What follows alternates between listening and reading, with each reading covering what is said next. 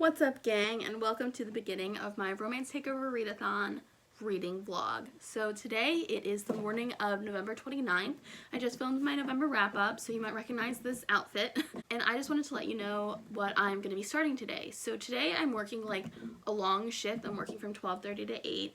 And so I guess I'm going to start an audiobook. I downloaded Vivid by Beverly Jenkins, and it is a historical about a black female doctor who gets a chance to become the doctor in a town in Michigan, but then the mayor, who like expects the doctor to be a man at the train station, is like, get out of my town, but then, you know, they fall in love.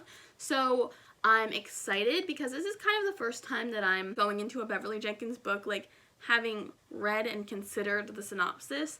Both of the other times I just kind of picked it randomly, and this one I like chose, so I hope I'll like it a little bit better because I enjoyed the last ones, but which were Rebel and Tempest, I believe, and they were just both a smidge underwhelming. So I'm gonna give her another shot because I want to like her books so bad. She has so many of them, you know, I want to like them. So I'm gonna try again, and I'll probably just keep trying until I've read all of them. So that's my audiobook.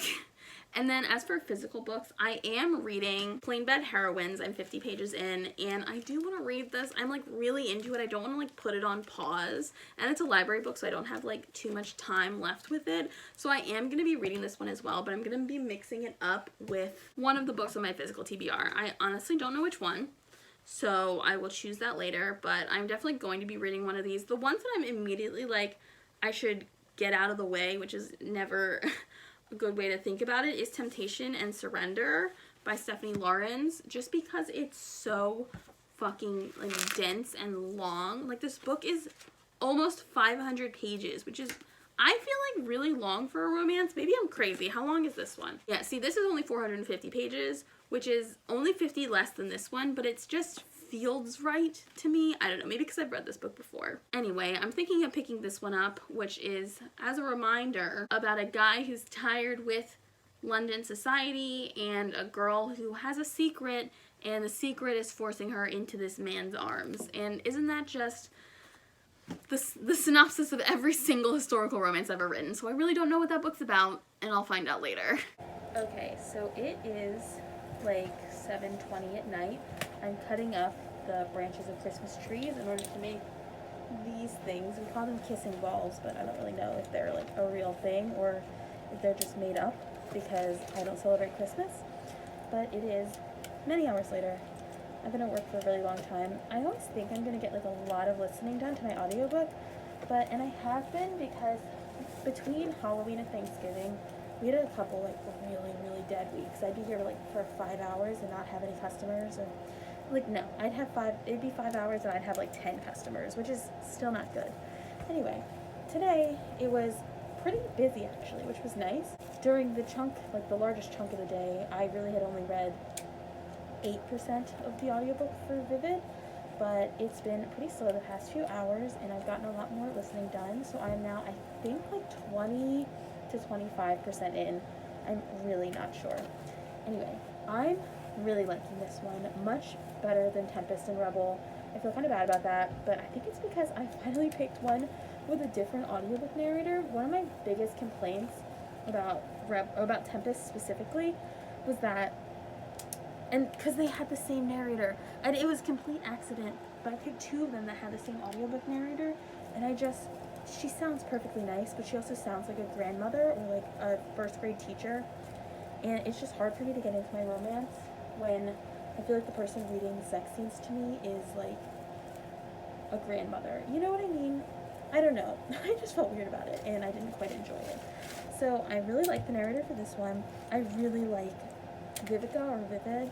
She's very spunky. Nate, the mayor of the town where she moves to be the mayor, is very skeptical of her skills as a doctor, because it's like the 1870s, but she's very like self-possessed and confident, and I really appreciate that.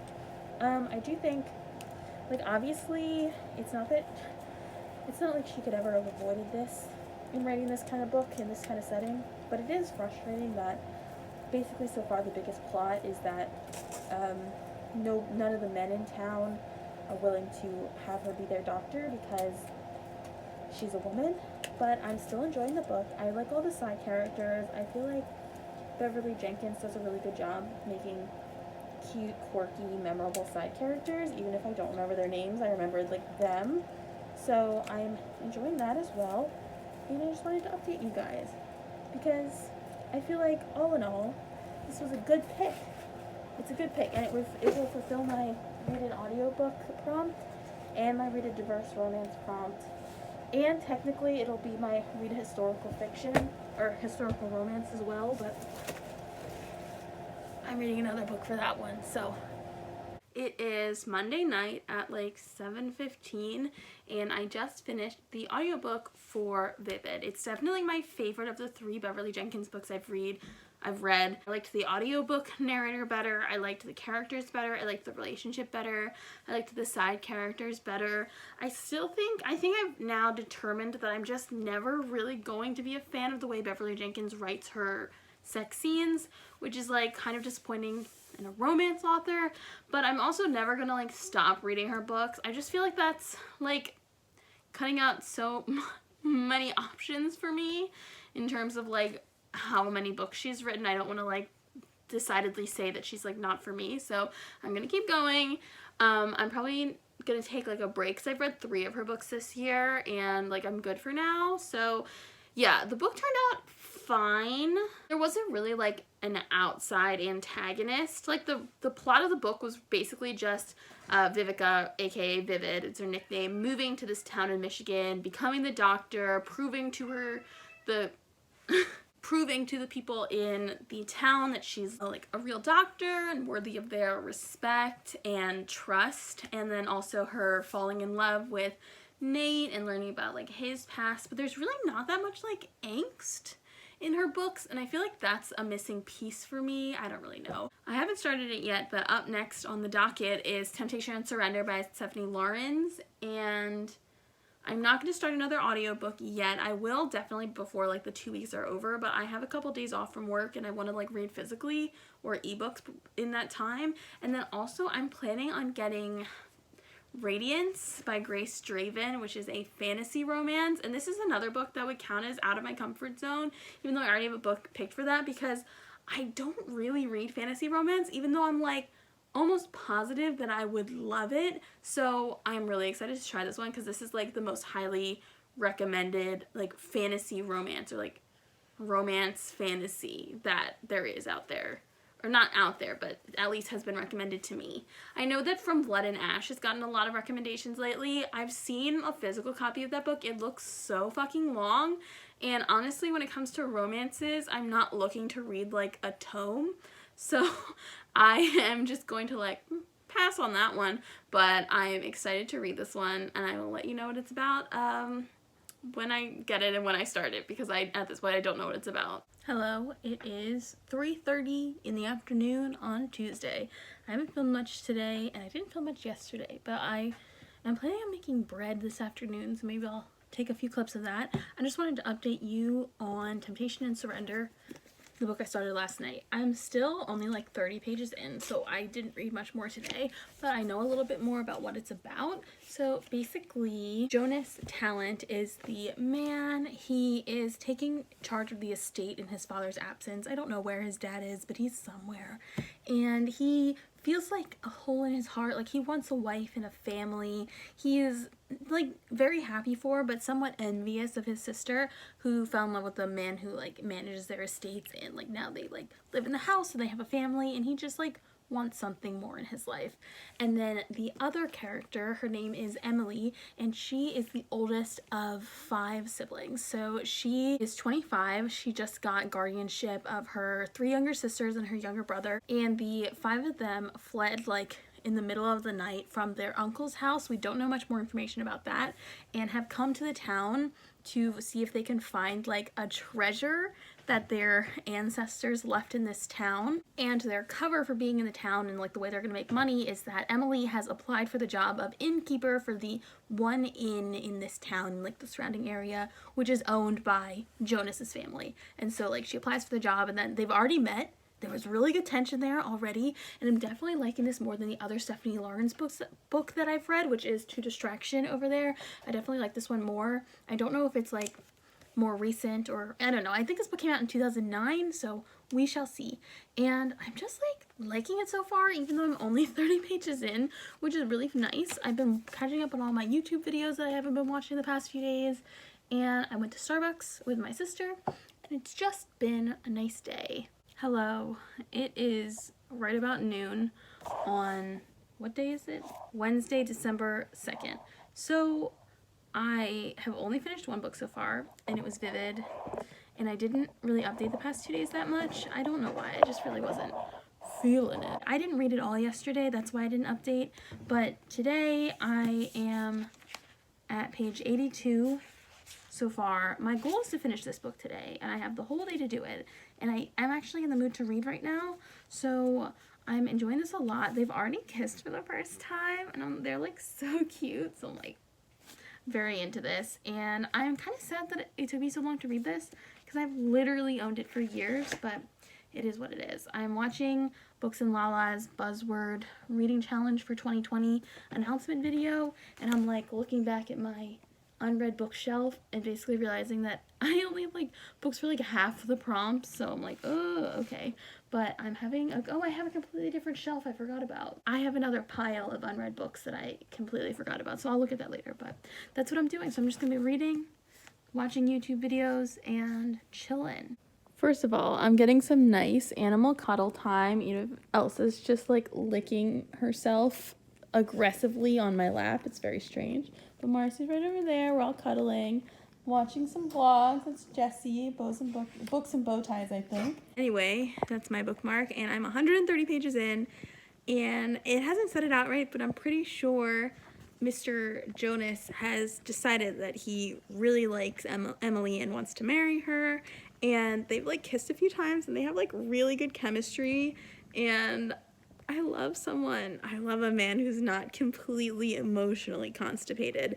This is like a really good example of a historical romance or romance in general. I feel like I read so many where, because I'll be honest, I do love some alpha bullshit with my heroes, and I feel like a lot of the times they're like, she was different. He never really had women in his life, definitely not as friends, and he really liked her. And I'm always like, you don't have any friends who are girls? Like, that's, ooh, not a great sign.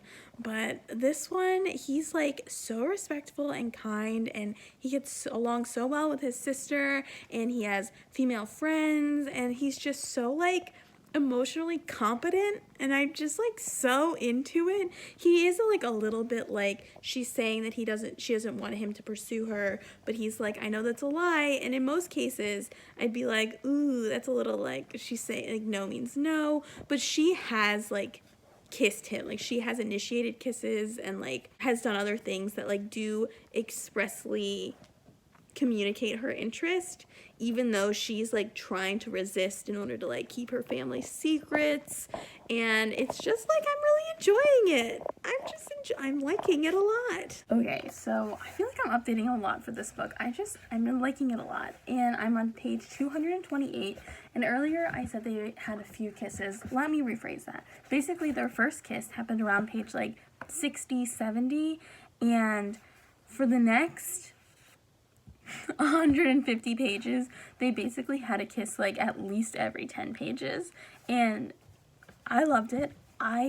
Realism, I like making out too, but it's nice because usually romances will have a couple encounters, and then I think the third or fourth like sexual scene is like when they actually have sex, but this one, they like were making out on a regular basis before this. But I'm currently reading the first sex scene, and as of right now, where I am, in which they have not like sealed the deal yet, and that's on page 228. The beginning of the kiss that like initiated this scene happened on page 220, and I think they're gonna go all the way. Like, I don't think it's going to stop anytime soon. So let me go forward a little. Yes, so this sex scene ends on page 239.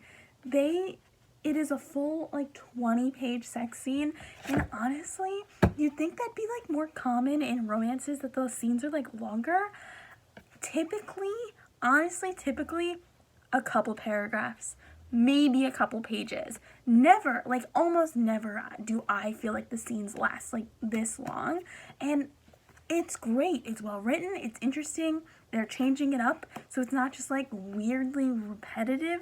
This is all very weird to say about like literally a sex scene, but I'm enjoying the craft of this book so much. Not to say it's perfect. There have been a couple times where I was like, I maybe wouldn't have used that word or for some reason or another. Like there was one line, not in a sex scene, where everybody had come to the inn to help prepare dinner, and the line was like, the kitchen had literally become a hive of activity. And I was like, well, you could have just said the kitchen had become a hive of activity. Like that is a euphemism or like a whatever metaphor. So you don't need the literally there because it's not literally. Like you're literally using a phrase that means something, like, you know what I mean? That was strange. And that's happened a couple times where I'm just like, I don't know if I would phrase the sentence like that, but on the whole, this is just delightful. We just finished this puzzle. I started it on Thanksgiving, so it's been 7 days, and it has so many pieces, and I spent so many hours doing it, and I'm so happy.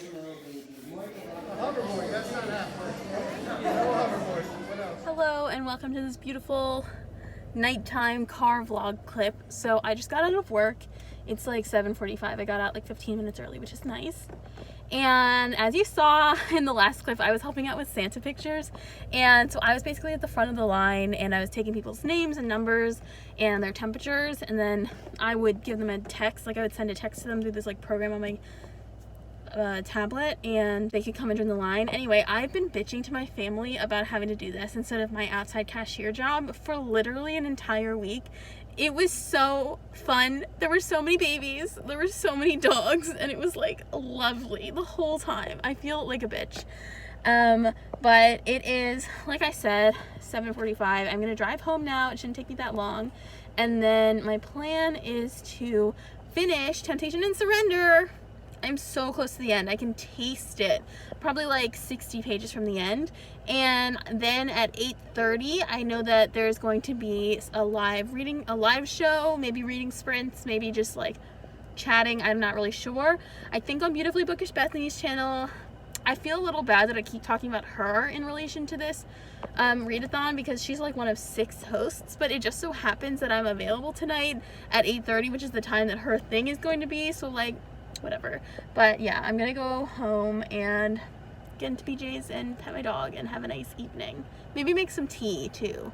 Okay, so basically it's been a really fun like chatty recommendations type stream until now, but we're finally starting the reading sprint at 9:40, so it's been like an hour and 10 minutes, but I'm so close to the end. Can you even? Oh, that's not a good scene.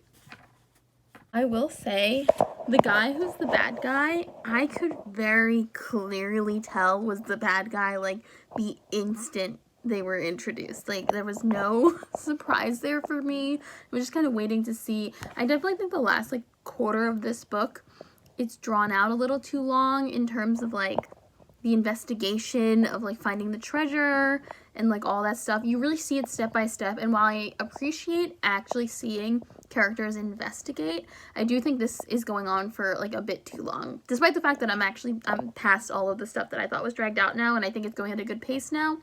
There was like 50 to 70 pages where I was like, okay, let's, keep it moving. I did it. I finished with 8 minutes left to go in the little reading sprint we were doing, and so now I guess I should start a new one. I really liked the ending. It was very cute, a nice little epilogue there.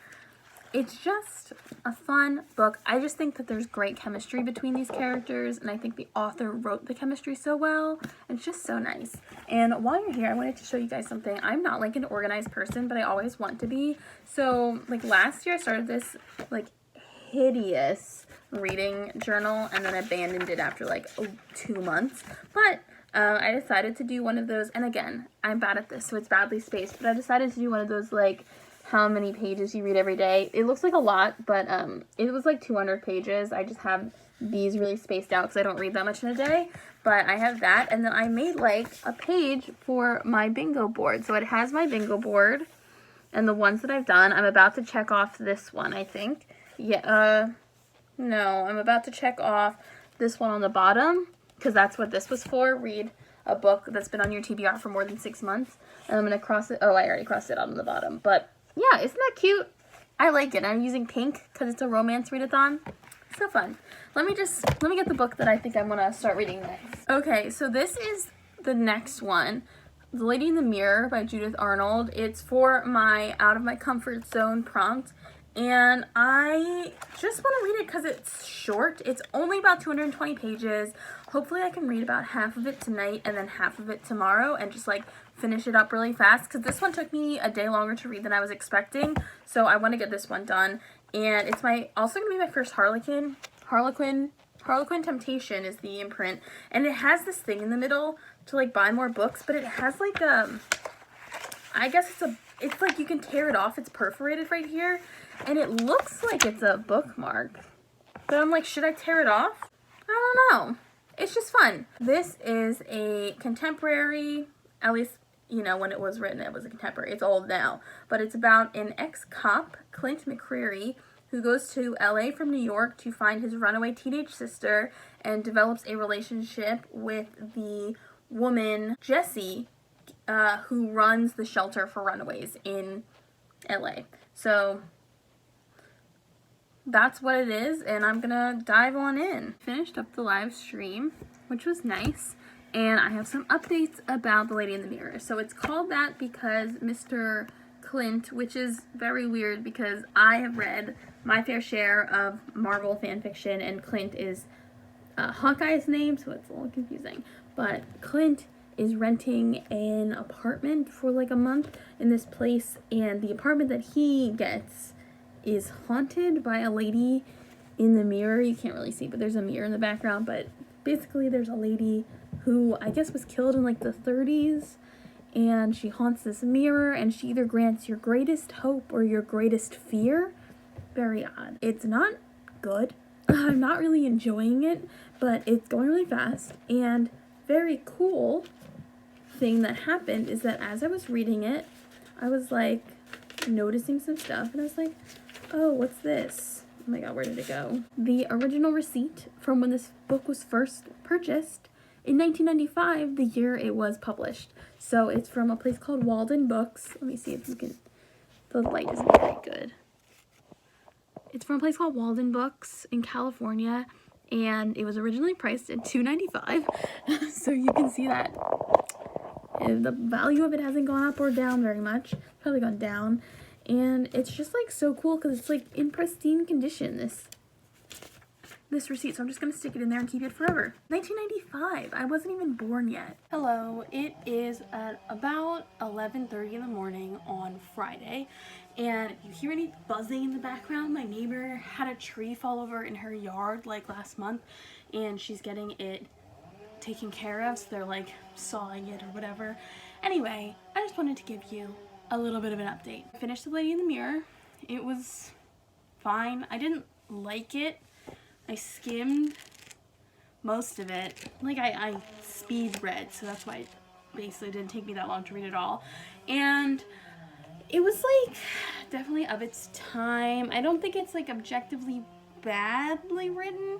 I will say one of the reasons I was like a little bit more hopeful about the cop situation is because he was an ex-cop, and I was like, ex-cop, maybe he like realized the issues with the policing systems and decided he wanted to take himself out of that and try to find a new way to help people.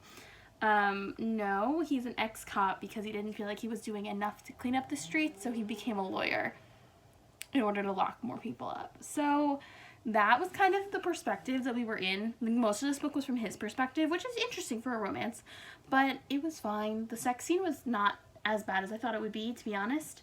You never really find out an answer about the ghost.